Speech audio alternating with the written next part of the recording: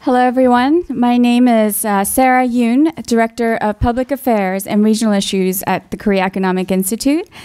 Today, I'd like to welcome you to the seminar titled Korea-India-U.S. Engagement.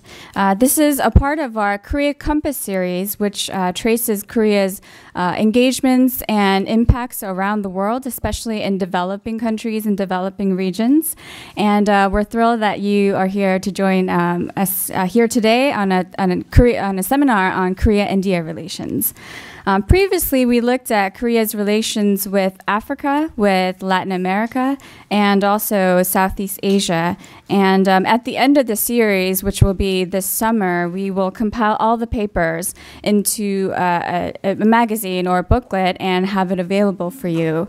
On your chairs, you saw these papers, and these were written by our two speakers today through the night, through the weekends, worked very hard at it. So I encourage you to take a look at it. They're also available on our website to download, to send to other people and distribute. Today we will look at Korea's relations with India and the position that the U.S. has in this relationship. Korea, as you know, Korea is Asia's fourth largest economy, while India is the third largest economy in that region. The locations of the two countries as well make it tremendously important for strategic security reasons for not only the two countries' bilateral relationship, but also U.S. stance on the relationship. So our speakers will go into further details on that. But before they speak, I would like to introduce you to the speakers, and I will go in order in which they will speak. First is Mr. Dhruva Jaishankar, who is the program officer with the Asia program at the German Marshall Fund of the United States. He's also a fellow at the Takshashila Institution in India and a columnist for the Indian Express. He previously served as senior research assistant with the 21st Century Defense Initiative and Foreign Policy Studies program at the Brookings Institution, and also as a news writer and international news correspondent with CNN IBN Television in New Delhi. And lastly, Brent Scowcroft Award Fellow with the Aspen Strategy Group. Our second speaker is Dr. Amer Latif, who is a current visiting fellow with the Wadhwani Chair for U.S.-India Policy Studies at CSIS, which is just downstairs. Previously, he was a director for South Asian Affairs at the Office of South and Southeast Asian Affairs and the Office of the Undersecretary of Defense for Policy. In that capacity, he was responsible for defense relations with India, Sri Lanka, Bangladesh, Nepal, Bhutan, Maldives, and the management of Diego Garcia. Prior to this, he served as Deputy Director of Operations at the Joint Warfare Analysis Center.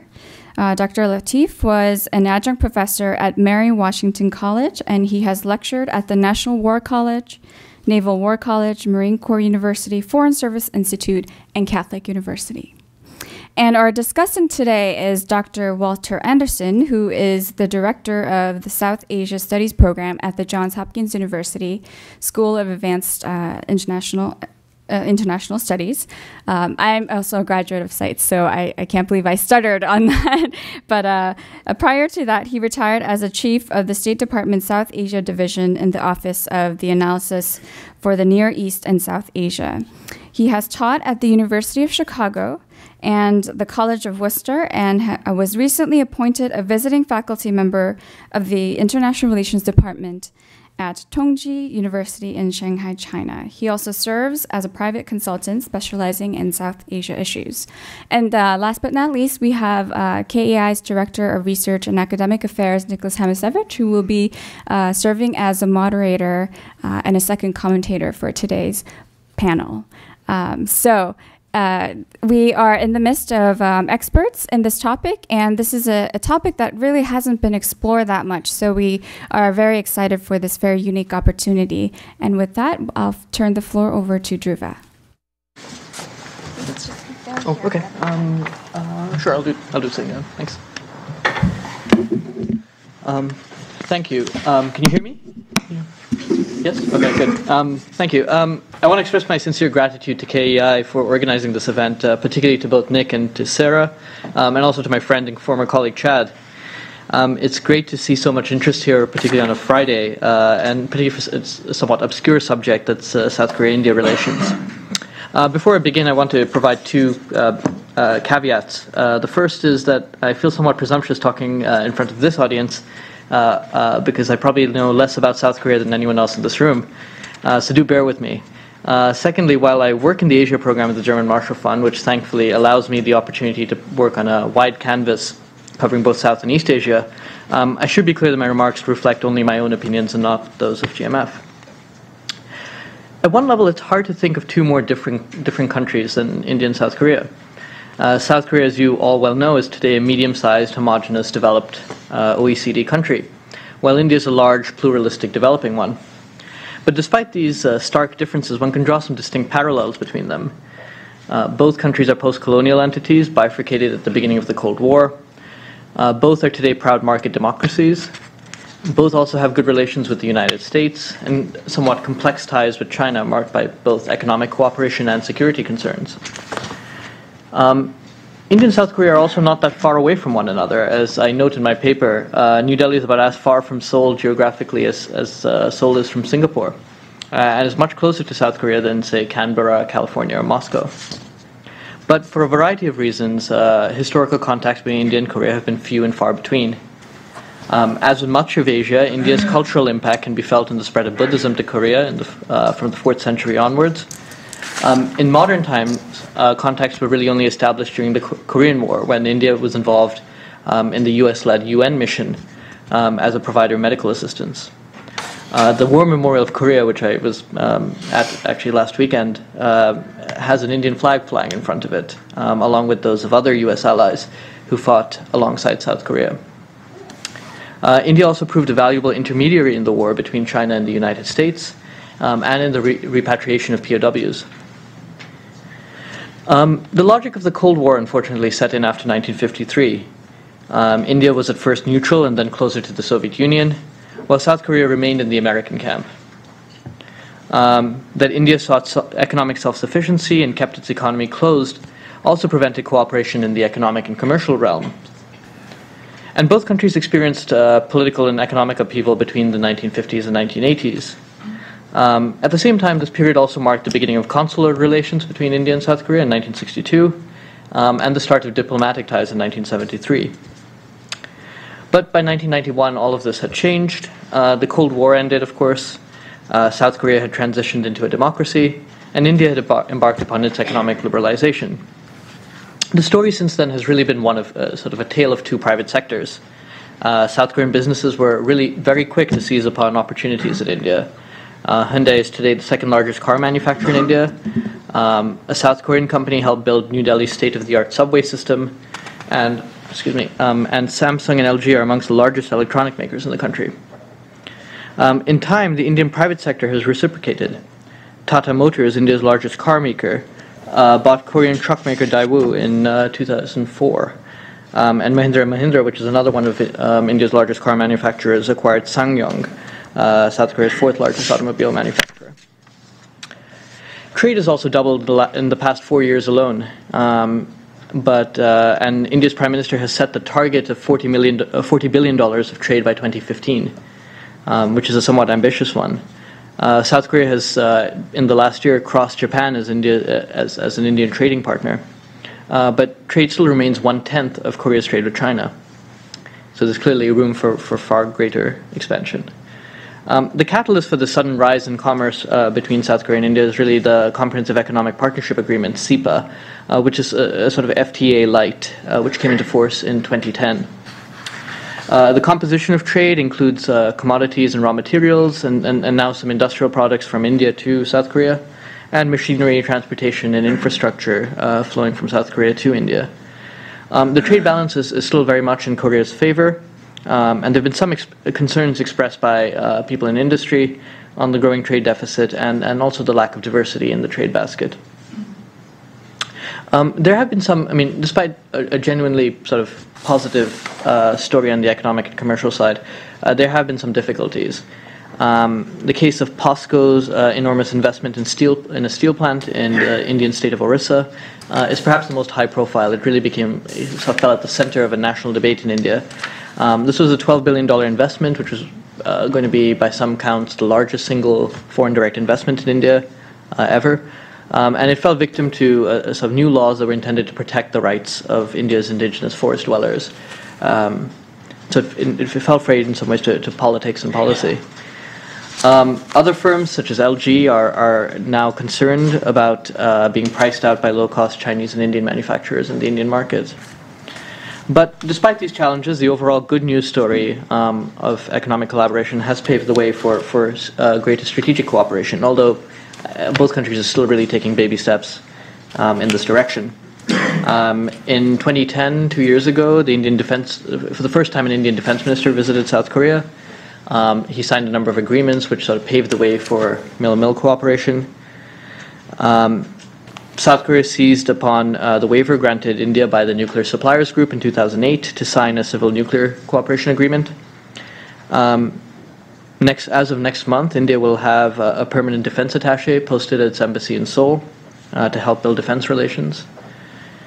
Korea and India are beginning to collaborate further on satellite launches. India has sort of great launch capability, and there's some agreements in the works to put more Korean satellites on some of these launches. And perhaps for the first time, a South Korean defense supplier was in the mix for a major defense contract, which was for a basic KT-1 basic trainer. The Korean bid lost out, but it does mark a forward step in terms of potential defense trade. A number of commonalities in the security situations of South Korea and India suggest the potential for far deeper cooperation in the strategic realm. In Pakistan and North Korea, the two countries face nuclear-armed revisionist states prone to repeated provocations, such as the Cheonan incident and the Mumbai terrorist attacks. And these threaten to undermine stability in the region and economic growth. Neither Seoul nor New Delhi has figured out an optimal policy of engagement or confrontation to coerce its adversary, despite growing disparities in power, resources, and legitimacy in their favor.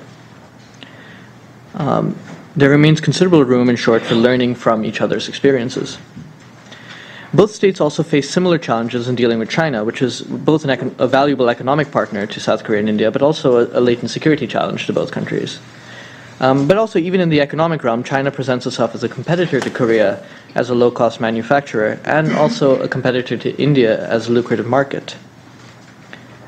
Moving forward, the relationship must take into account a few other possible challenges. The most important, perhaps, and this is something that I really felt being in Seoul last week, was the risk of parochialism in the strategic realm. Each country remains obsessed with sort of a narrow set of immediate concerns.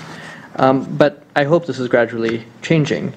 The two countries also, for their own reasons, are realistically will only be comfortable dealing in certain forms of bilateral or multilateral engagement. So I think expectations should be tempered.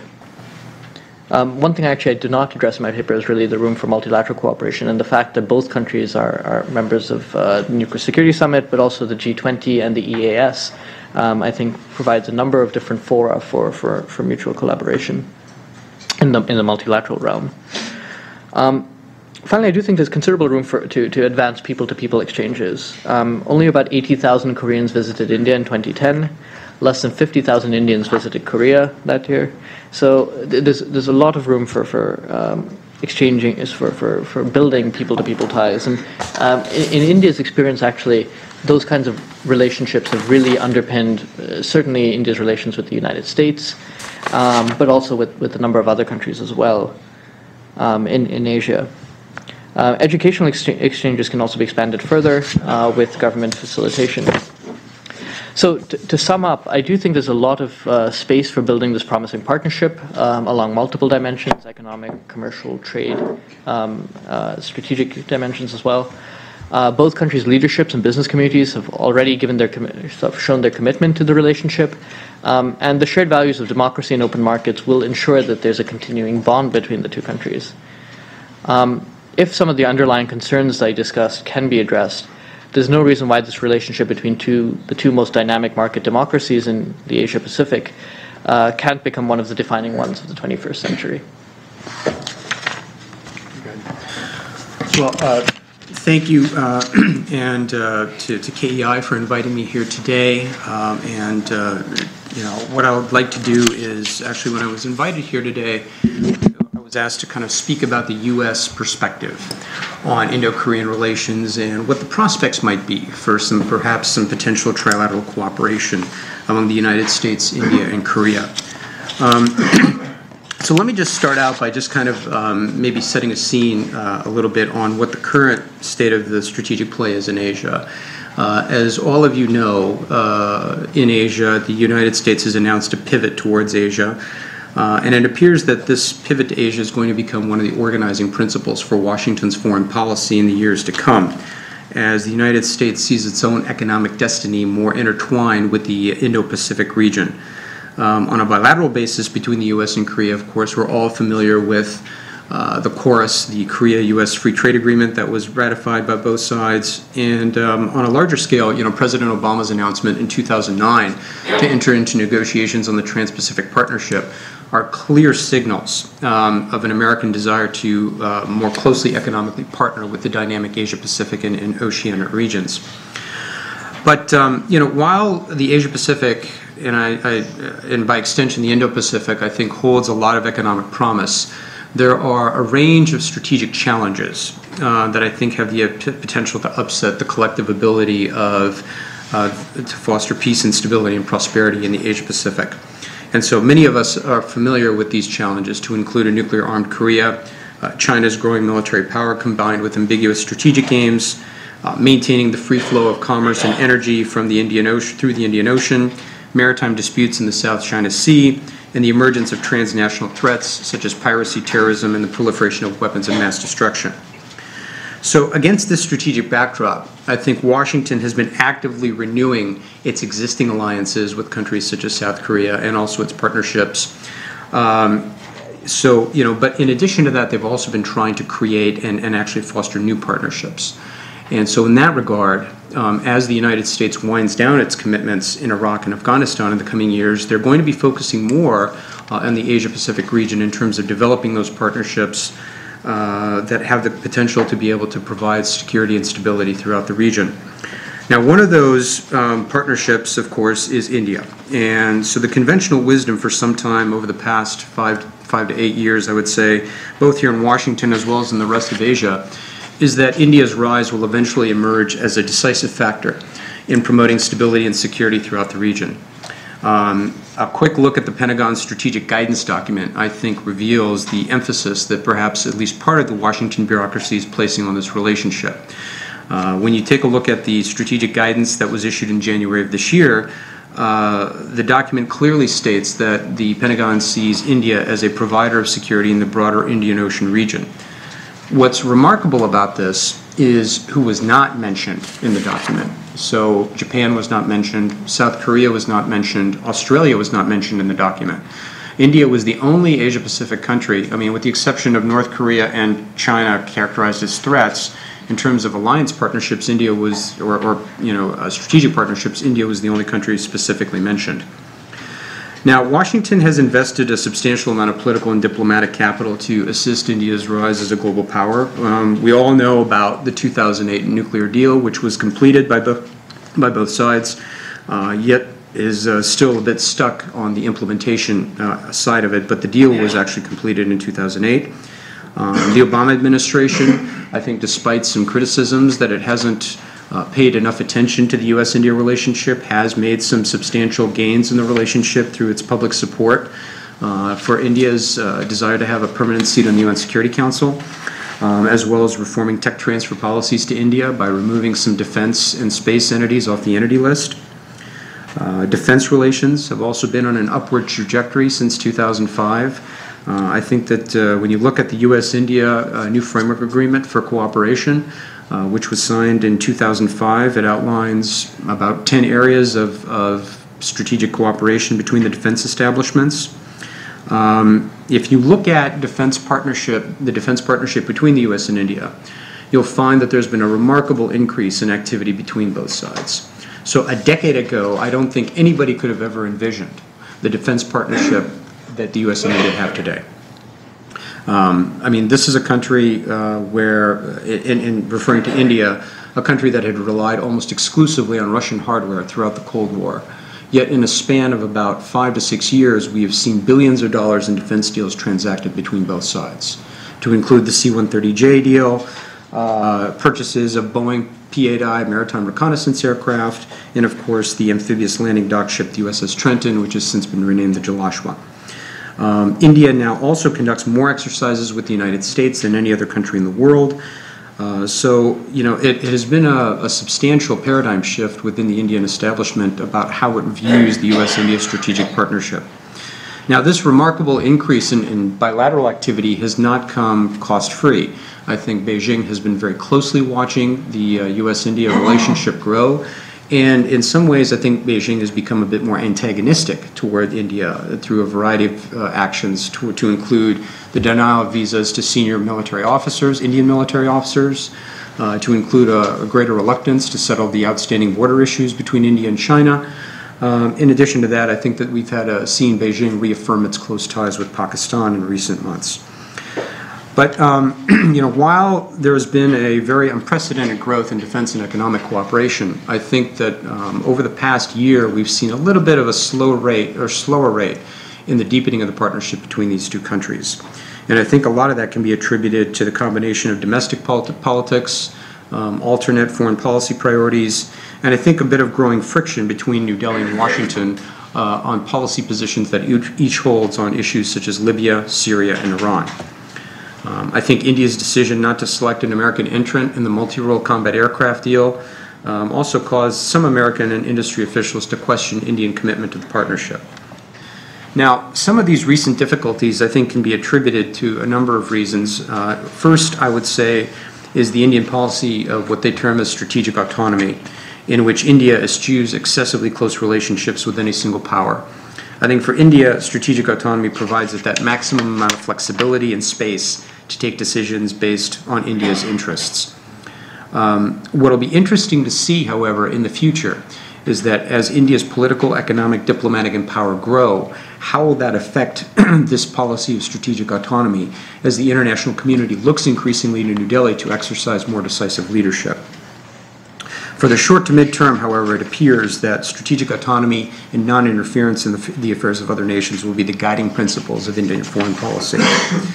Now, aside from Indian strategic autonomy, I think it's also important to note that there is still a residual trust deficit that exists between the U.S. and India, despite the deepening partnership.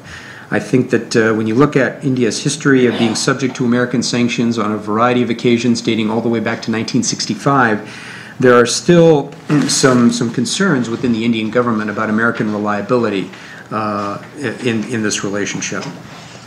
Finally, what I would say is that despite the lofty rhetoric of converging interests between the U.S. and India, I think both sides have differing visions of what this relationship ought to be. I think the U.S. would like to work closely with India on issues of common strategic interest, to include Iran, Afghanistan, maritime security, and trade. But the fact remains is that there's been little progress since President Obama's visit in November of 2010 on implementing the various elements of the Obama-Singh joint statement. India's objectives, I think, by contrast, are much more limited, focused on seeking the best technology for the development of its economy and the indigenization of its military industry. I think, given the past history of sanctions, India has an ambition for providing for its own defense and economic equipment to prevent any future dependence on foreign suppliers. So despite these challenges and setbacks, though, what I would say to you is that the U.S.-India relationship, and both sides need to take the long view on this partnership. As Secretary Clinton said in her very notable foreign policy article in 2011, in November of last year, the United States is making a strategic bet on India's future. That India's greater role on the world stage will enhance peace and security. So as I said earlier, I think that, if you look back to where we have come from, which was, about a decade ago, which we had minimal activity, the U.S.-India relationship has made a lot of remarkable progress. And I think that the trajectory of bilateral ties is inevitably upward, even though from time to time there will be setbacks. So against this backdrop of the American pivot to Asia and growing U.S.-India ties, we also have the dynamic of deepening Indo-Korean relations, which has witnessed very impressive growth across a number of sectors. to include trade, bilateral investment, maritime security, and technical defense cooperation. I think the fact that Prime Minister Singh visited Korea in March of 2012, a visit that came barely 15 months after his prior visit to Korea, indicates the growing importance of South Korea to India's foreign policy approach in Asia. So when you look at the rationale behind why both sides see value in the other partnership, I think from a Korean perspective, the deepening of the relationship can be attributed to President Lee's growing vision to have South Korea play a larger international role outside of and beyond Northeast Asia. I think for New Delhi, they see great benefit in a deepening partnership in Beijing's immediate neighborhood that could yield defense and nuclear technology along with greater trade opportunities. So despite the domestic turbulence that we've seen recently in both Korean and Indian politics, I think both sides have managed to maintain focus and deepen the partnership bilaterally. So taking this beyond the bilateral context and then extending it to the trilateral context of the U.S. and India and South Korea, I think we have three countries here, all three democracies, which have an emerging set of strategic interests that are converging and really argue for closer cooperation and coordination on an informal basis. So let me just outline four key interests that I think all three of these countries have in common. And I think Dhruva alluded to the first one, which was basically the concern about North Korea's stability and behavior. The U.S. and Korea, I think, have had longstanding concerns about North Korea's nuclear and ballistic missile programs, along with Pyongyang's unpredictable behavior.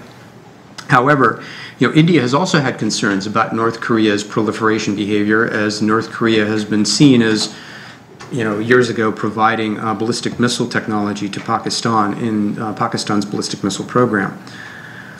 Secondly, I would say that all three have an interest in promoting Indian Ocean security to secure key commerce and energy routes throughout the region. Seoul and New Delhi rely heavily on energy resources coming out of the Middle East. According to various estimates, India acquires 73% of its oil from the region, while South Korea acquires up to 87% of its oil from the Middle East. Such high proportions of oil imports make the Middle East stability and Indian Ocean maritime security increasingly high priorities for both countries. Furthermore, the increase in piracy incidents off the Horn of Africa, I think, have led to both countries, along with the United States, to deploy naval assets to combat this scourge. The third strategic interest I would submit to you is concerns about China's growing military power and Beijing's lack of transparency in its strategic aims. China has been very active in building its military capacity, as we all know, and recently has engaged in some more provocative behavior in the South China Sea, leading the United States to reaffirm its commitment to freedom of navigation in the region. India has also had concerns about China's burgeoning road infrastructure in southwestern China along the Sino-Indian border, as well as Beijing's growing influence within the South Asia periphery as it deepens or maintains its bilateral relationships with countries such as Pakistan, Sri Lanka, and Bangladesh. South Korea has also been frustrated by China's reluctance to pressure the North Koreans into changing their behavior or holding it accountable for incidents such as the sinking of the Chonan. It also has concerns about the implications of China's growing military power and its impact on the regional power structure. So taken together, I think all three countries have much to discuss about how to effectively and productively deal with the rising China. Finally, I would submit that all three sides have concerns about a range of global security issues to include Afghanistan and Pakistan. Both the U.S. and Korea have had troops deployed to Afghanistan. I think that unlike Seoul's first deployment, which was to Afghanistan shortly after 9/11, which some saw as perhaps maybe being driven by as a contribution to the alliance, I think that President Lee had a change of thinking on Korea's second deployment to Afghanistan, where Afghanistan began to be seen as more of a direct security threat to Korea rather than just as a contribution to the U.S.-Korea alliance. And of course, as we all know, India has long-standing concerns about Afghanistan's stability after the future U.S. withdrawal of troops from Afghanistan after 2014. New Delhi has a range of interests in Afghanistan and is particularly concerned about how Pakistan's behavior in Afghanistan will affect those interests. How India and Pakistan interact within Afghanistan after 2014 will have a significant impact on the future of the stability of Afghanistan.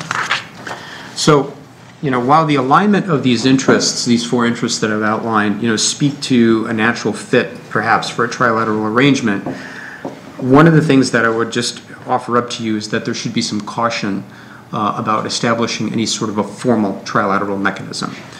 I think that, when you look at the Asia-Pacific region right now, there are a number of existing multilateral infrastructure, a number of multilateral structures that dominate security architecture in Asia. We have all the ASEAN-related dialogues. We've got the East Asia Summit. We've got the Asia-Pacific and Economic Cooperation Summit, which is an economic-related forum.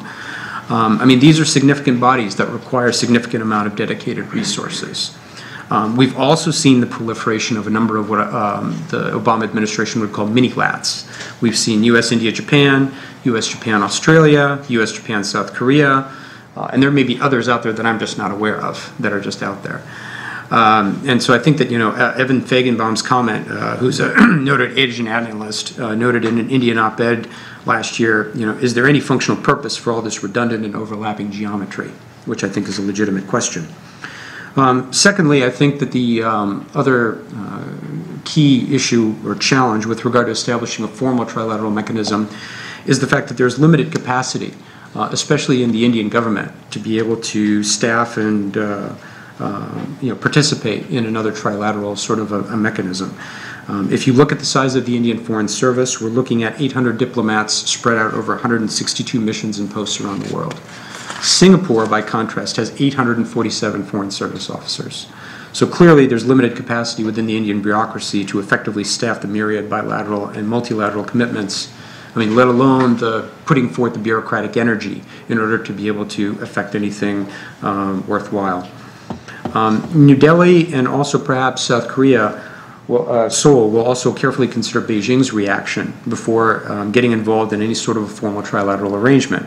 I think the regional optic of having three powerful Asian countries meeting together could give China the impression of a containment approach, which New Delhi and I think Seoul want to avoid.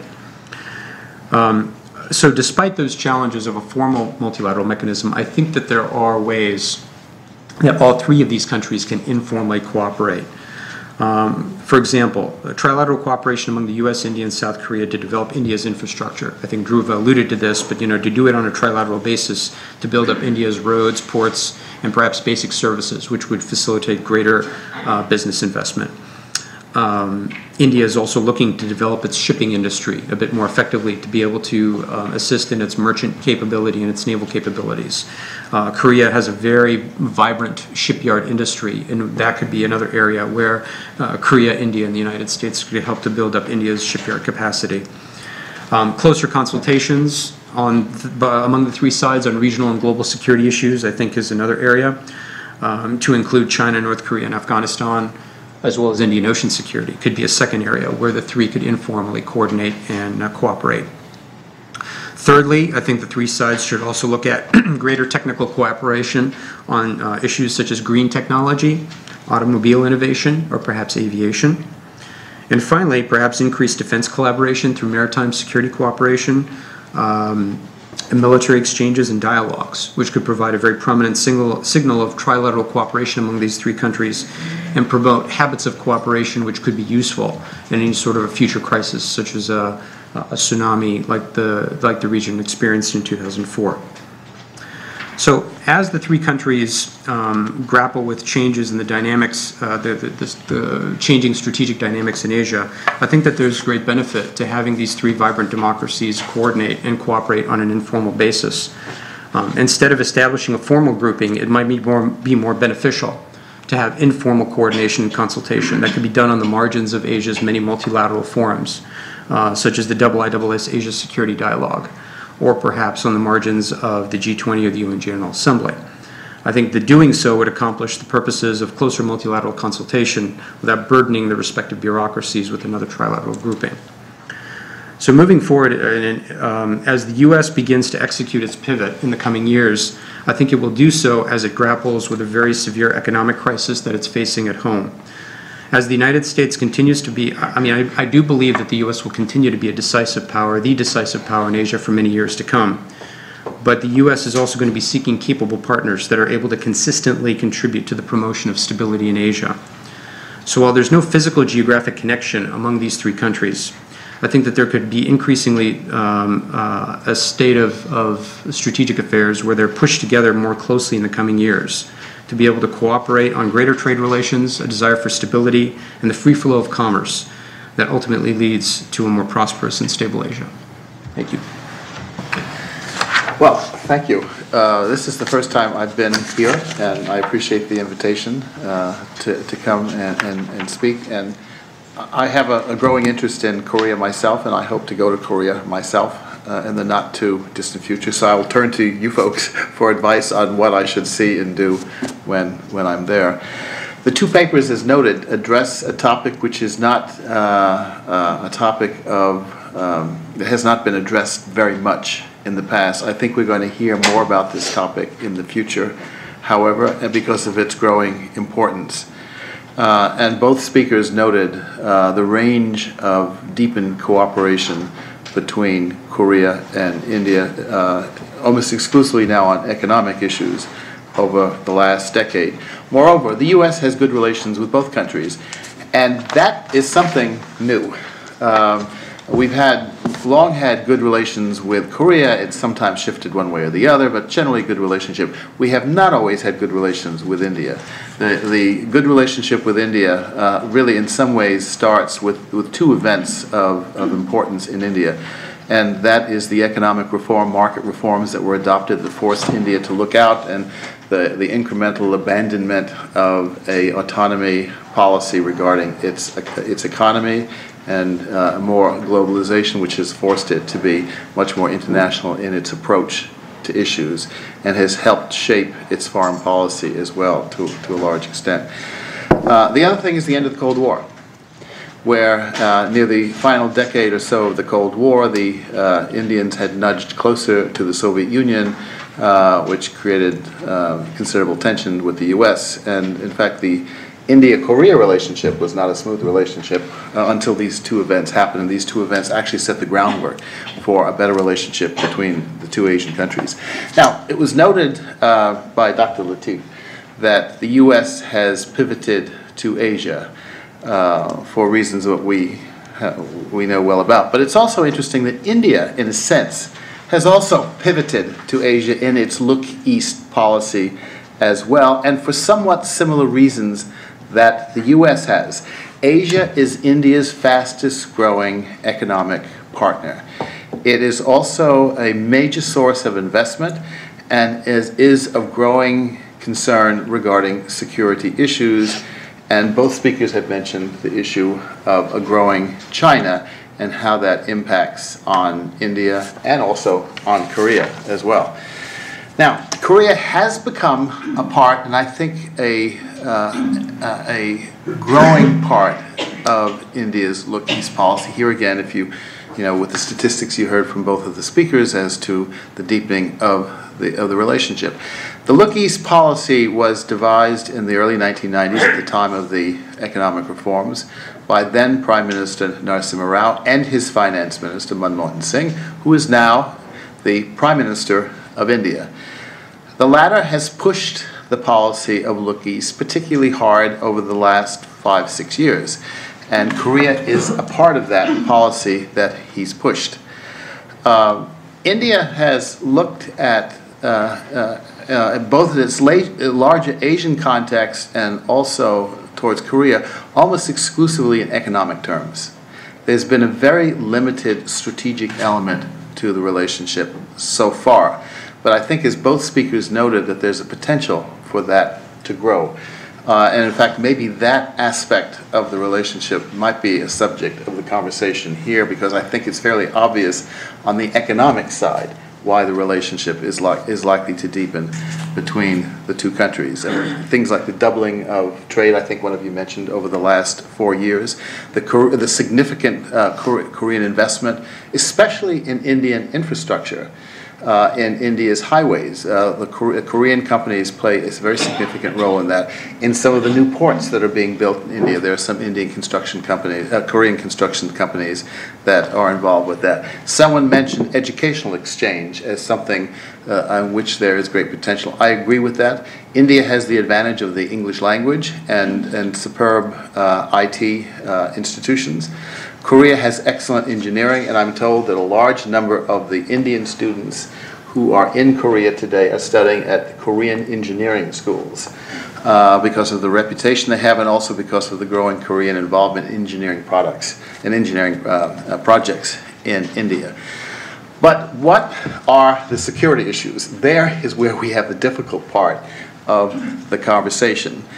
As both authors note of the two papers, the countries are far apart, though as Dhruva mentioned, not as far as some people think, but nonetheless, 5,000 miles or kilometers is substantial between the two. And their major security concerns are quite limited to their own immediate area. India for a South Asia area and Korea for the Northeast Asian area. And Dhruva has noted that there's a danger of parochialism as both sides look at their security concerns in Asia. Now, let me start with some areas, and I want to ask some questions about that we might want to use in the discussion of India, Korea, and the United States. I think Dhruva mentioned that the two countries are democracies and are therefore in some ways more comfortable in dealing with each other.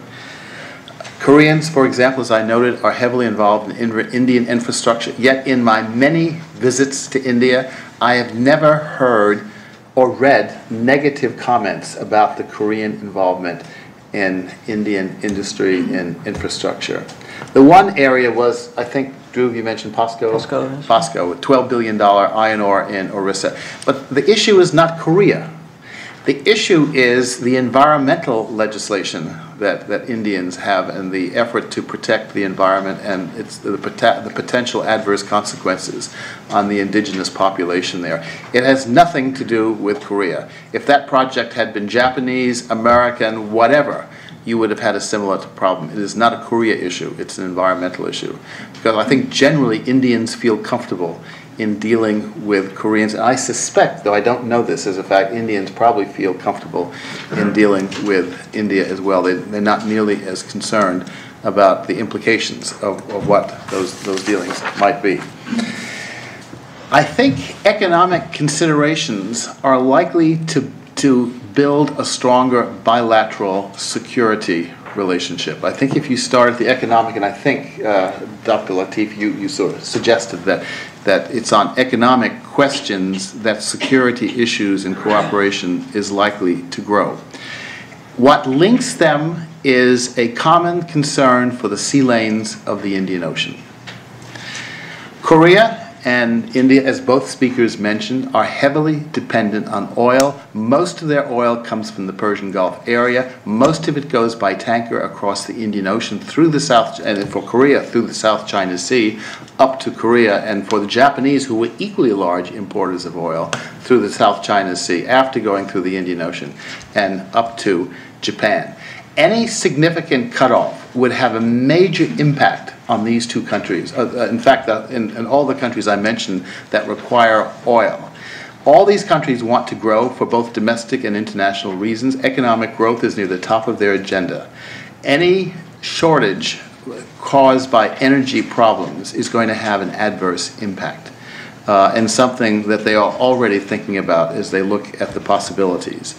There are a number of threats. Piracy was mentioned. Terrorism is another one that's been mentioned. These, in a sense, can be handled more than the other issue, which is in some ways much more difficult to handle. And I'll give you the example, Straits of Malacca. About 10 years ago, there was a terrorist issue in the Straits of Malacca. There no longer is. It doesn't mean it won't arise again, but the cooperation of the various states in Southeast Asia, in which India was a participant in that cooperation, more or less pushed that problem to the margins. I have a feeling that with the relevant cooperation on piracy off the east coast of Africa, you can probably handle that issue well. So far, though, there has been remarkably little multilateral cooperation on those issues. This is one area where India and the U.S. and Korea might in fact think of greater cooperation, because there's been remarkably little so far. The other area where I think, particularly on the Straits of Malacca, where India has played a role, is the Indian construction of an Air Force base and a sea base on the Andaman Islands.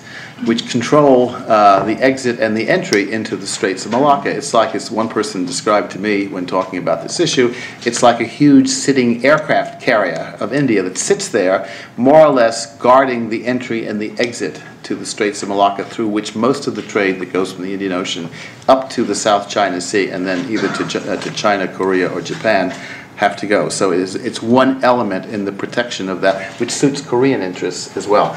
I have never heard any Korean complaint about the construction. It's relatively new, the construction of these facilities. I have seen some Korean commentary that it actually suits Korea's national interest to have an Indian military presence there. Chinese pressures on the sovereignty issue regarding the South China Sea is something that could impact on both China and India, and in fact is a subject, as I understand, both in Korea, I know it is in India, of consideration both in the press and among others and within the governments too, as to how you might handle this. And I have a couple of questions regarding this, because I think this is the more difficult issue on security that these countries have to respond to, including the U.S.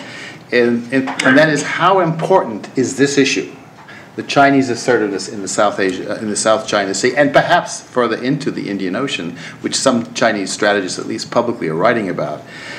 So, to what extent, do the Koreans and the Indians think this is an issue, and to what extent have there been specific instances which would lead them to suspect there is a problem? I can think of the Indian case, one I know of, where the Indians and Vietnamese had a joint oil exploration project that was under some Chinese pressure.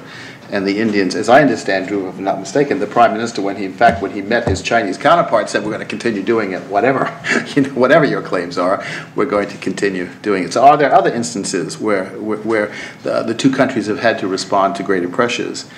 And more particularly, recently, how have the two countries responded to the tensions that have grown between the Philippines and China as well? I'd be curious, because I think the responses to these pressures, which also could affect them, will tell you something on the thinking of strategic issues regarding this issue.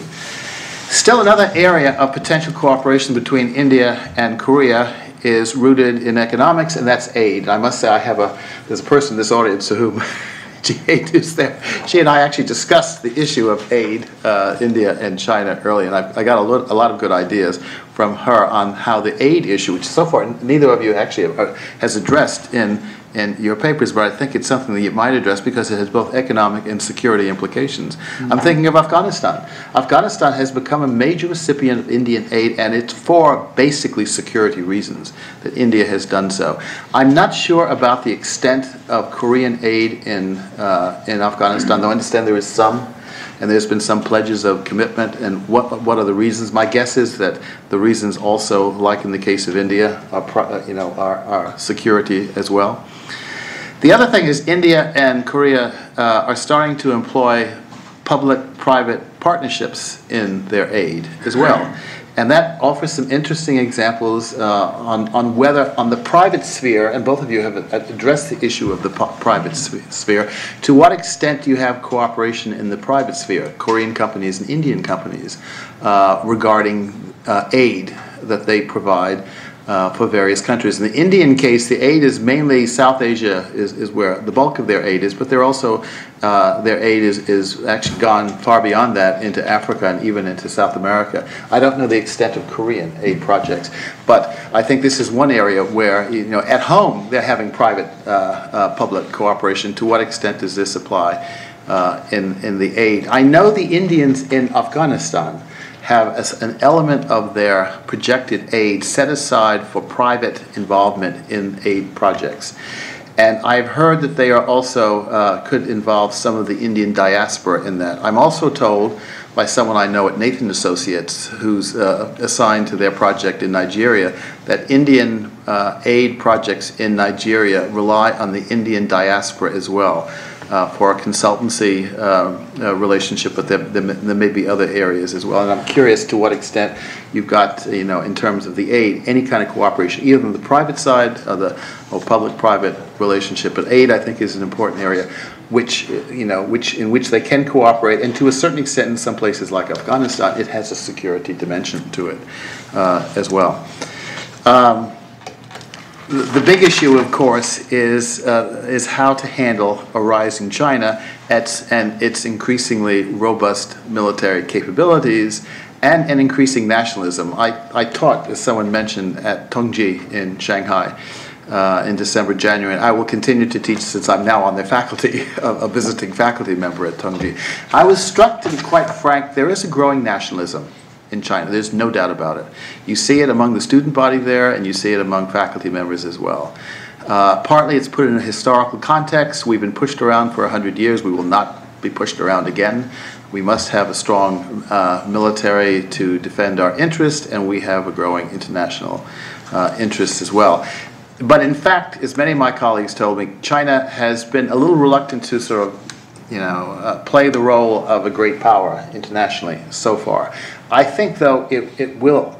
And the question is, will it always be benign? Will it always be in ways, for example, that the U.S. will find compatible with its interest, and will Korea and India? My guess is there will be some problems on this. I don't go as far as John Mersheimer, and who is, the University of Chicago professor, who has predicted there will be war. And he uses international relations theory to predict that there will be war between China, a rising power, and the U.S. There are also some people who predict war between India and China as well, using the same kind of international relations theory. I have some problems with that as well. But nonetheless, I think with the rising China, there will be problems. And that this is going to be an issue all three of the countries we're talking about today are going to have to consider as to how they respond to these problems. Now, what will be the forums? Dr. Latif mentioned there are a lot of organizations out there that handle issues. The problem is, all of these organizations that I'm aware of handle them somewhat well on economic questions. They do not handle security questions very well.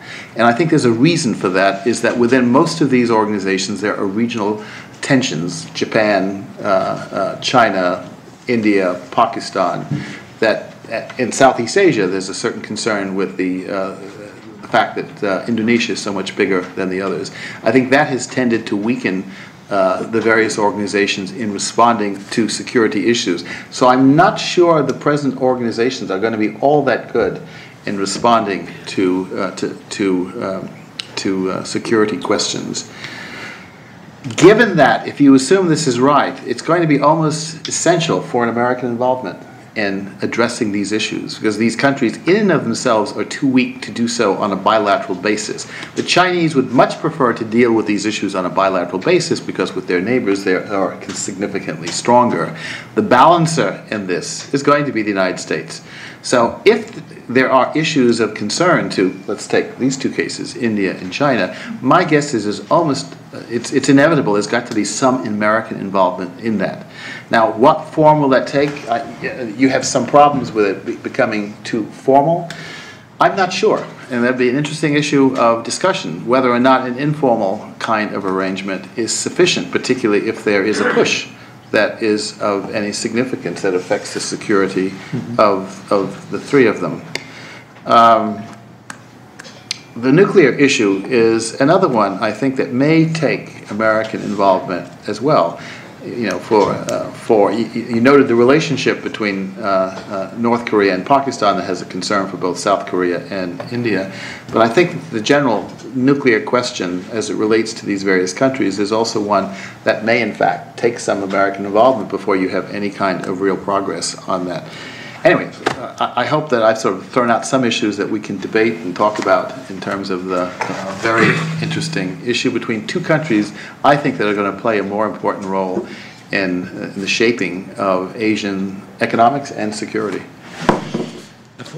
Definitely, and I thank Sarah for putting this on this year, and especially this year with, it's going to be a big year for Korea-India, and we saw this with when Prime Minister Singh went to Korea and met with President Lee right before the Nuclear Security Summit, and you had President Lee meeting with a lot of heads of state, but you had the meeting with Prime Minister Singh included the meeting and also included a lunch, so it was a little bit more extended than some of the other meetings that President Lee had during that time. So this really is a year to look at Korea-India relations, especially when you had the statement saying, the joint statement between the two leaders saying, oh, we want to have our defense ministers meet this year, we want to have our foreign ministers meet this year, we want to have a lot of these high-level meetings to try and sustain and talk about some of these issues that we've talked about here today. And especially for Korea, with President Lee's last term in office, trying to sustain this relationship, kind of create these more regular meetings and have some of these issues talked about each time. And then the Global Korea, we had a conference here a couple weeks ago on the National Assembly elections in Korea, and the issue of will Global Korea kind of continue President Lee's idea of Global Korea. And one of the panelists, Scott Steiner, said it'll continue, just be under a different name. And so Global Korea was a nice way, I think, of Korea, and we talked about this throughout the Korea Compass series that we've had here, of Korea kind of looking at different issues, talking about these different areas of cooperation with different countries and different regions, and how Korea can be involved in. So if you have this continuation just under a different name, you can again, Korea can again kind of connect with some of these areas of interest that we talked about with India. So let me just open up to questions. We have microphones here, so please raise your hand, ask a question, and state your name, and then our Dhruva and Dr. Latif maybe can work in some of their ideas to some of the questions that Dr. Andersen provided as well. So let's start right here in the front, second row. Thank you. Am I on? Yes. Thank you for deference to age.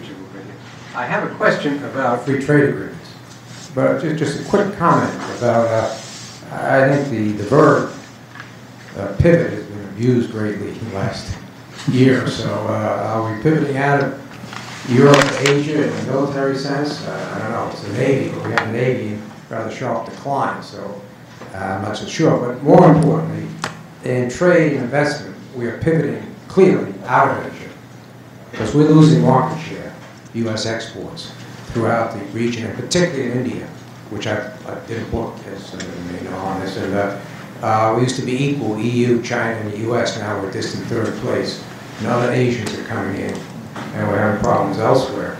And then it gets to my question of free trade agreements. Curiously, among these three countries, South Korea has an FTA with the United States, has an FTA with India. But why not U.S. and India? I did a heavy report on this with a lot of trade analysis a year ago, showing mutual benefits, and I had some very senior Indian officials saying they're in favor of what? And the most I've gotten out of a number of questions to U.S. officials last year, the most gracious response is no comment. So my question is, two questions. One, to what extent is Korea going to gain market share vis-a-vis others, including the U.S., with the FTA? Because the tariffs are still pretty high in India if you have to pay most favored nation tariffs are becoming least favored nations when you have FTA. And the other question is, why shouldn't we start serious talks with India about an FTA as a very important step on grounds that the Indians, there are a lot of predisposed Indians, not only government and private sector that might respond. Thank you. Should we take? We'll just take A round of questions? We'll just take one at a time. Okay. It's an interesting question. Korea is actually, I mean, as I mentioned, in absolute numbers, it's been a fourfold increase in 2 years. I'm sorry, doubling in 4 years.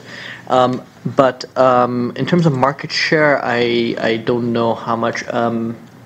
I'd have to check on how much that's gone. Just because the Indian trade has gone up. It's definitely increases market share. I just don't know by how much. The U.S. exports a lot less than the government. Yeah, and on the U.S.-India FTA, I mean, I think that's a great idea. I mean, that's been held hostage to a few things. One is, I mean, I think a lot of people see a bilateral investment treaty as a first step, and that's still, I mean, there's some negotiations have just been restarted on that score between the U.S. and India, but I don't think that's going to go anywhere in the near future. Politics has played a big part of the problem here. I mean, we saw how difficult it was to get cores through here. The U.S. and Korean economies are in some ways much more compatible, and a U.S.-India free trade agreement, I think, is going to become be a much more difficult prospect politically. On the Indian side, there's still, I mean, the Indians just shut down multi-brand retail reform, which would have benefited U.S. companies significantly. So I think the politics in both the U.S. and India right now is just really adverse and hostile to thought that. That said, I'm in complete agreement with you that I think that this is something that at least, particularly, I think actually the game changer on that score will actually be the EU-India FTA, which may or may not be negotiated at the end of this year. Almost finished with it for 3 years. Yes, exactly. There have been 14 what about rounds. Korean exports? Do they see 10-20% price advantages from the FTA? I'm not in a position to answer that, but I don't. In all these industries, as you mentioned. Anybody here know the background of the treaty and what it provides? I'd be curious on that question as well. Yeah, the Korea-India FTA. You know, what does it lower the prices? To what extent is there a real saving for Korean products which go to India? I think was your issue. I don't know. But it's pretty much across the board as it's supposed to be, to zero. In time. It is, but I think it's been done incrementally. Right.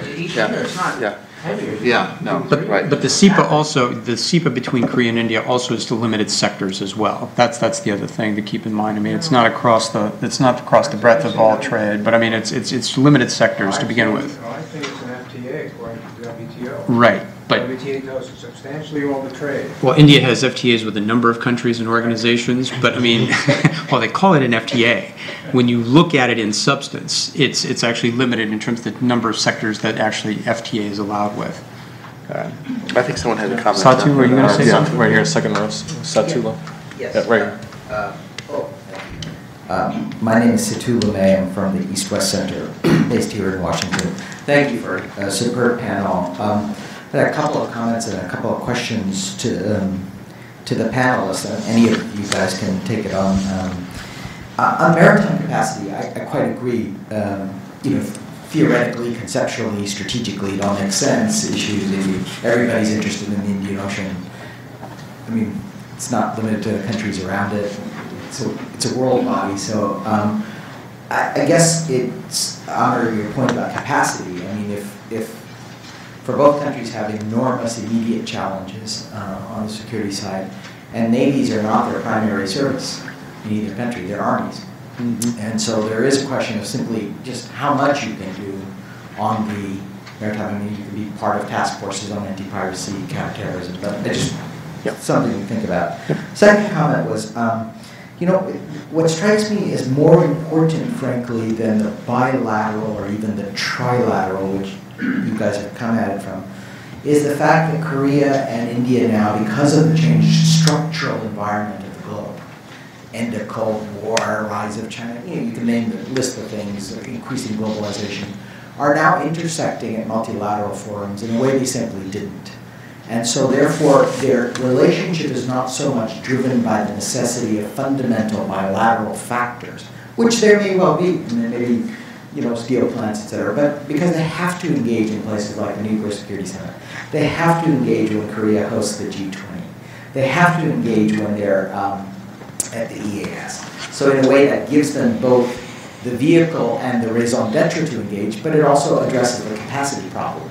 Because you don't have to go the extra mile. You're all at the meeting anyways. You just get a 40-minute bilateral on the side. Exactly. Okay, so those are my two comments. The questions are you aware of any intelligence sharing between Seoul and Delhi on the North Korea and Pakistan issue directly? I mean, by the very definition of intelligence sharing, it may be very quiet, maybe, but so both are obviously and justifiably concerned about these relationships and what may be going on. I wondered if you knew anything about that, because I don't, and I've looked into it a bit. And the second question is a very specific one that builds on our colleague's question about FTAs.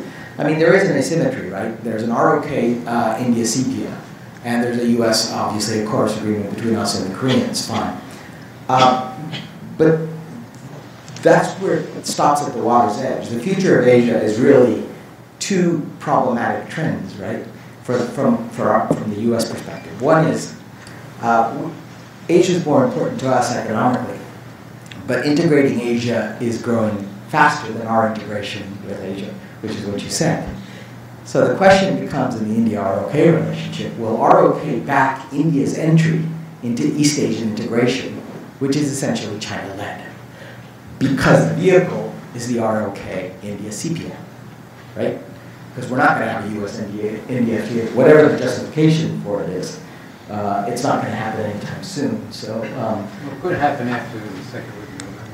Oh, well, you're very optimistic. But so I just wondered if you think that there might be support in ROK to say, as China builds a ASEAN +3 plus, but I'm quite sure China's not going to want to bring India into that. Right. Will ROK at all support the Indian entry into that East Asian integration? Because India is not going to be in TPP either. Good questions. Yep. So two great comments and questions. Let me just, if I could respond to a couple of your points on maritime capacity. You're absolutely right. We're dealing with an Indian Navy that's a 55,000-man Navy.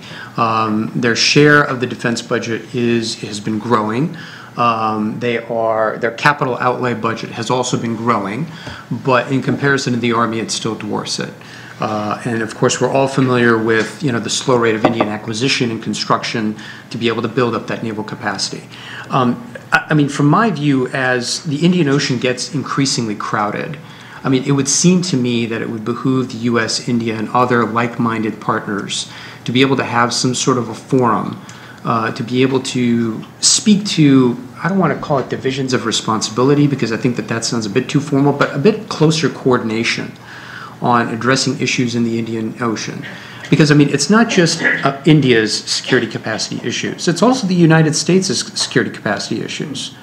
I mean, as we pivot, and I agree, the gentleman made the comment that I don't think the pivot's the best term, but we got what we got. The United States is also going to encounter a sustained, period of limited defense budgets. And so it's going to have to rely on other partners. And so I've made this point in my writings is that, while strategic autonomy may serve India's interests, increasingly, I mean, you made the point, Asia is becoming increasingly integrated, and India cannot continue to stand apart from it. And so to that end, being able to have a closer coordination and cooperation on maritime security, I think, is critical. Counter-piracy is a case in point, okay? India will not participate in CMF, Combined Maritime Force deliberations, because the piracy mission is not under a UN hat, right? So, I mean, okay, fine, we understand that, but wouldn't it just make sense from a practical standpoint to be able to have those sorts of mechanisms to closer cooperate? I mean, having Indian naval assets and American naval assets to deconflict and economize on our military resources. The seam issue between Pacific Command and Central Command, which has been much made of. My discussions with folks in Pacific Command and Central Command indicate that seam is actually dissolving in many ways. And I think in a lot of ways, you're seeing that the hang-up is really kind of on the Indian side with their insistence on a UN hat. So anyway, those sorts of mindsets, I think, need to be overcome, and we need to move to a model of maritime security which is informal, and more based on practical cooperation, which India still has not made a decision to do. Their maritime cooperation with the United States is very deliberate, it's very episodic, and it's very much scripted. We need to be able to look at maritime security as a pickup game. Show up when you've got the capacity. Sorry. On the intersecting multilateral forums, I agree. I made this point in my talk. Being able to meet on the margins of the Shangri-La dialogue through a trilat mechanism or the G20, I think, is the best way to go with this. The Quad that was much made of, after the tsunami. You had on the margins of an ASEAN meeting in Manila of the meeting of the Quad. And then, of course, Beijing went ahead and demarched all 4 countries. I think that the informal nature of these security architectures can be actually a bit more unnerving to Beijing in a lot of ways than formal architectures are. That's not a bad thing. Yeah, and that may not be a bad thing. Intel sharing, I am not aware of any formal intel sharing, but I think that it's a great idea. I mean, given the fact that both countries have interests in Afghanistan and both countries have interests in China, it would behoove, both sides to be able to have that. And though I'm not a trade expert, you mentioned that the CEPA would be the gateway to greater trade integration or greater inclusion of India in East Asia. No, would it give ROK incentive to include India? To include India. Okay. But what about the Trans-Pacific Partnership, which does not include China? Could that be seen as a view? Because currently India is not a party to the Trans-Pacific Partnership, and it has not gotten any formal support. But I mean, could that be another vehicle to be able to get India more engaged in East Asia? Okay. Yeah. Defer to my colleague Dhruva. Yeah. If I could just address that, and actually some of the issues that actually Amer brought up in his presentation as well. Quickly, I mean, just to say on the naval capacity side, I think you're absolutely right. I believe it's 18%. India's naval budget is 18% of its defense budget, so it's still pretty small. It's 21 subs short of sanctioned operational capacity. So South Korea actually has a larger subfleet than India does, which is kind of shocking. I'm sorry, who does? South Korea actually has a larger active subfleet than so I mean, I think there's there are a couple of aspects actually which are intriguing given on sort of trilateral cooperation, defense cooperation. One is actually there was a statement, part of the statement issued, I believe in March when the Prime Minister went. There was a mention of India, Japan, South Korea trilateral cooperation. And I need to check up on that, but Via think tanks. Was it track two? Track two. Okay, Track right. But I mean, it's a step in a sort of interesting direction. And I think when you're talking about the pivot, which I think is vastly misunderstood still, somebody recently referred to it as a pirouette, actually, which is I thought a better way of thinking of it. But I mean, part of the pivot really is in light of in light of decreased U.S. Resources, to actually encourage a lot of these Asian countries to cooperate amongst themselves. And so this is actually the kind of, rather than thinking about various U.S. led trilateral fora, whether U.S. South Korea Japan, U.S. Japan India, U.S. Japan Australia, encouraging sort of Japan, ROK, and India to get together might be a sort of a useful way to advance American objectives. The other thing is actually the U.S. in some ways midwifed India, South Korea military exercises. In 2008, I believe, the Red Flag exercises in Nevada involved 4 countries, which was the U.S., India, South Korea, and France. And they were, I mean, this is like, the highest level joint air exercises that the U.S. conducts every year. So that's correct, right? Yeah, I believe so. I've never really thought of it in those terms, in terms of midwifing, but yeah, they did come I mean, together. I don't think much has been built on that. I mean, I don't think there's been, but I mean, the U.S. has played a role in sort of encouraging these countries to be military exercises together. On the intel sharing, I feel bad that I don't know the answer to this question because Indian intelligence and missile proliferation are 2 issues I've worked a lot on, and the idea that I've not really, but to my knowledge, in the way India knows about the information it does about the North Korea-Pakistan missile technology for nuclear technology exchange is from 3 primary sources. One is really just an analysis of the Gauri missile and comparisons to the Nodong, and I think they've extrapolated a lot from that. The 2, I think, is intelligence on sort of China as intermediary there, and 3, I think, is cooperation with the U.S. actually, and actually Dr. Andersen probably knows a lot more about that than I do. But so that said, I don't think there was necessarily cooperation between. It need not have necessitated cooperation, that kind of intelligence sharing. But this is purely in the realm of speculation. Does India have a mission in North Korea? Just there's a mission. Mm-hmm. Yeah. Defense attaché is going to be established. No, in South Korea, but South Korea. There's in North Korea. I'm sorry. Yeah, India's full diplomatic relations with North Korea. Yeah. Okay, that's what that was. Yeah, there's actually somebody now at the Indian embassy here in Washington who just came from North Korea. What a contract. Better posting. Yeah. Slight step up. For his sins, he came here. So one more thing. Actually, I don't know enough about it. I mean, I guess the question I would have is really another organization that India is out of right now is APEC. And that might be, it'd be interesting to see if Korea advocates for India's inclusion in APEC, or whether APEC actually becomes a more, the future of APEC is also, as you know, there are a lot of questions about that. So, as one last point, I mean, Dr. Latif mentioned Indian strategic autonomy, and while that is the rhetoric that Indians use and like to use, in practice, I feel it's really been omni-engagement. In the last 15 to 20 years, you've seen, I mean, India is perhaps one of the few countries that enjoys good relations with Saudi Arabia, Iran, and Israel.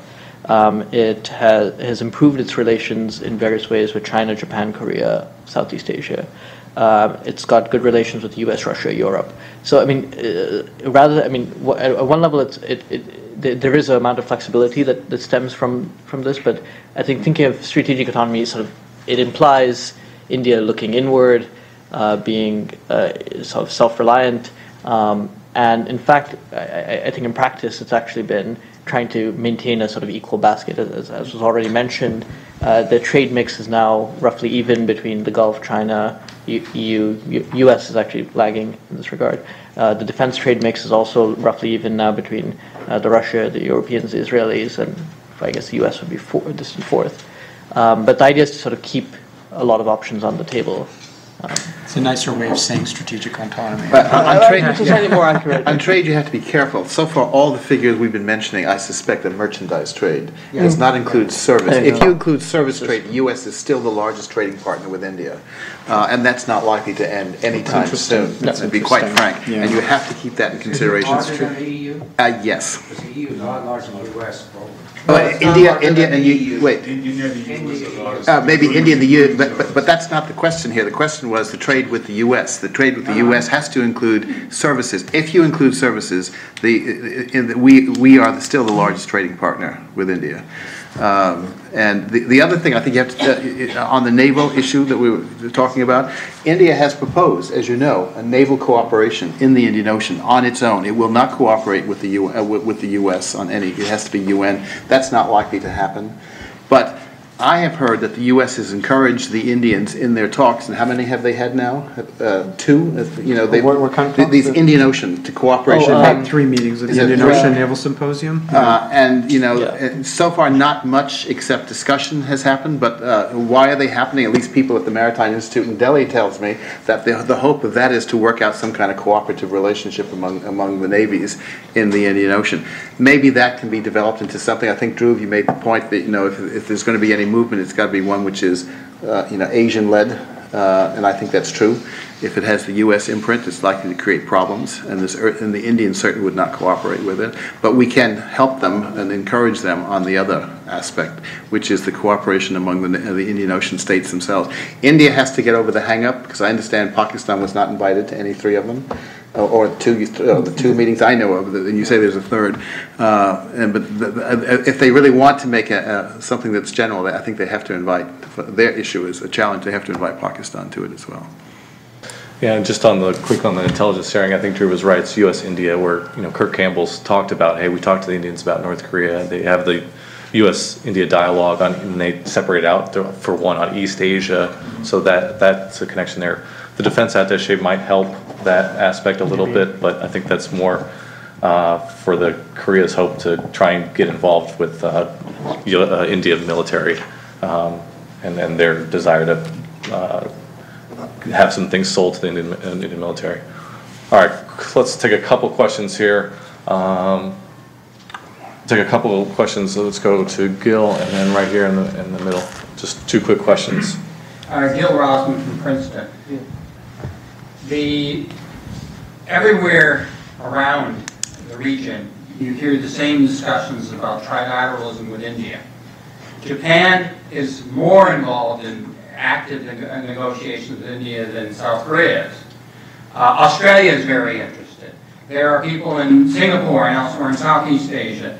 All of these seem to be treated as if they're separate talks. The U.S. is interested in all of these combinations. So the question is, does India perceive connections among them, and are they interested in allowing this to go forward in a more multilateral context, or are they more susceptible to what we just heard as a sort of warning from China, keep it bilateral or something of that sort? In addition to that, ASEAN +6 is now being stressed as the impetus for FTA rather than ASEAN plus 3, so that immediately brings India and South Korea more involved. And Japan, and especially, really wants an ASEAN plus 6. And I think there's been some movement on China to recognize it's not going to get the ASEAN plus 3 framework going forward in that way. And then right here in the middle, quick question. Yes, thank you. Dan from München, Poland, with the Carnegie Endowment. I have a question which actually goes back to the India-Korea bilateral and to the economics, which seems to be for the time being the driver of the relationship. One of the events that sort of make major ripples in investor confidence in India recently was the government's decision to introduce retroactive taxation for all the foreign entities who bought stakes in India. And as far as I can see, so far the reactions have been rather guarded. People looking at Vodafone, what they're about to do or not to do. But I was wondering if there are any repercussion among the significant Korean investment interests. And sort of related to this question, I was just wondering, given the general political paralysis that Indian politics have been sliding for the past year and a half, how do you think this is going to affect the bilateral relationship? Thank you. Anyone can start? Sure. Well, just very quickly on the question of whether or not India is kind of drawing connections among these very disparate multilateral forums, multilateral forums. I don't get the sense that they are. I think that they're looking at these various structures. I mean, given the fact that they've got limited bureaucratic capacity to deal with all of these, I just don't think that my sense is not that they are drawing connections or have some sort of a grand Asia strategy to be able to really kind of link the Japan-led trilats to the Australian initiatives, to all these other multilateral forums. My sense has been is that when India signs up to a multilateral or a minilateral forum, I mean, they do so with some specific purposes in mind. For example, the U.S., India, Japan trilateral, I think, offers India some very distinct advantages, which is two countries in the U.S. and in Japan that have got tremendous technological capability and also are big trade markets. And so India stands to gain very substantially from that sort of an arrangement. Similarly to perhaps, notionally like a U.S., India, Australia, or perhaps even a U.S., India, Korea, sort of a multilateral structure, where these are countries that have got lucrative trade markets for Indian goods. They have technical capacity to be able to help them with technology acquisition and also nuclear acquisition. So the simple answer to your question from my perspective would be is I don't think that they draw major connections between these various multilateral forums. So anyway, did you want to chime in on that?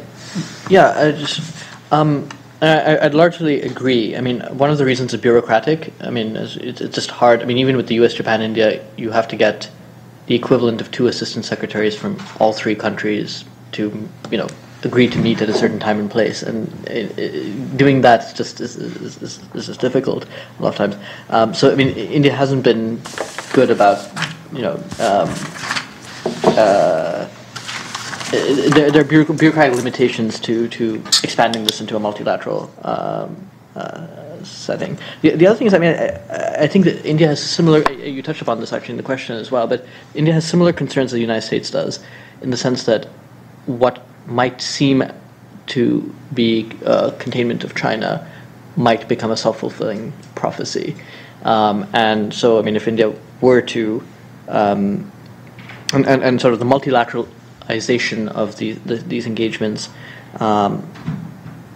sort of runs a risk of doing that from their point of view. So I do think, I mean, the third aspect of this is I just think the history of Indian diplomacy has always shown, Indians for some reason tend to deny this or not notice this, but India's been much more successful in engaging countries bilaterally than it's ever been as a multilateral player. I mean, if you look at India in the UN, in most multilateral settings, India has not been very agile in its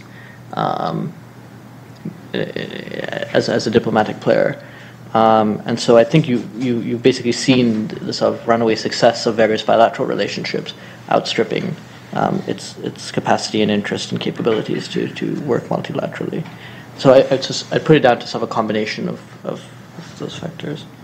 The one on the question on the Vodafone, in Korean investment, I think one of the interesting data points actually is that Indian investment in South Korea is much larger than Korean investment in India, which seems counterintuitive. India should be a hot, now I think because it's so low, I'm not sure if it'll reflect in any way. I mean, I suspect POSCO will probably have a greater effect, but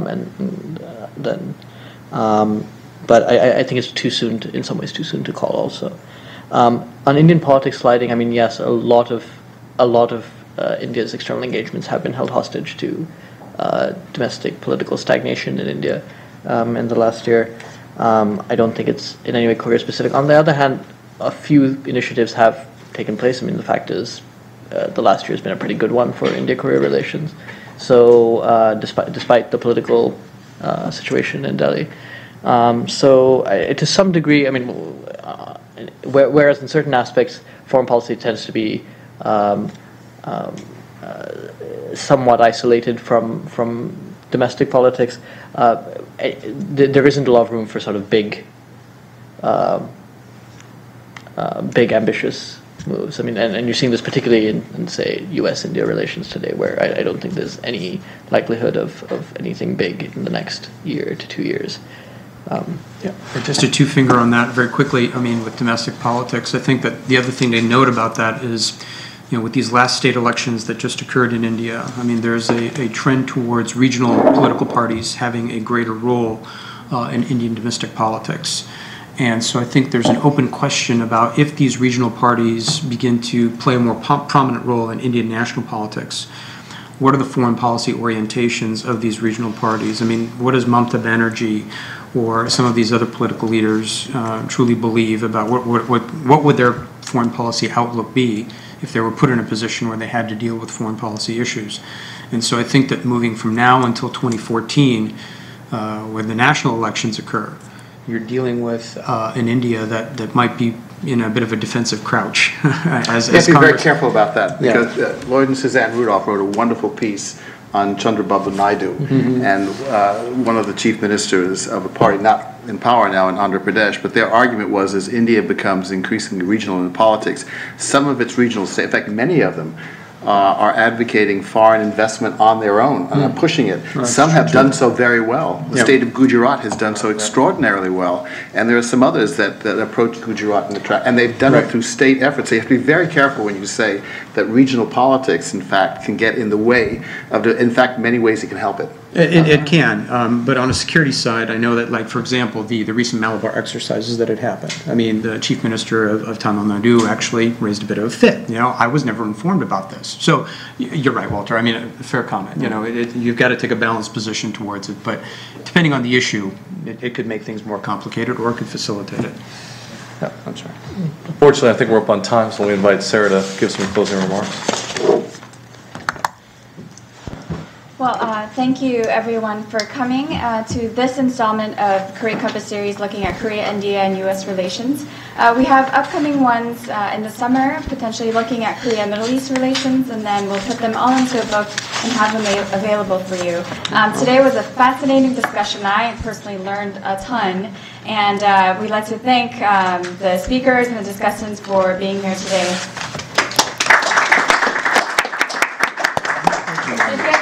Please feel free to stick around and ask us. Thank you.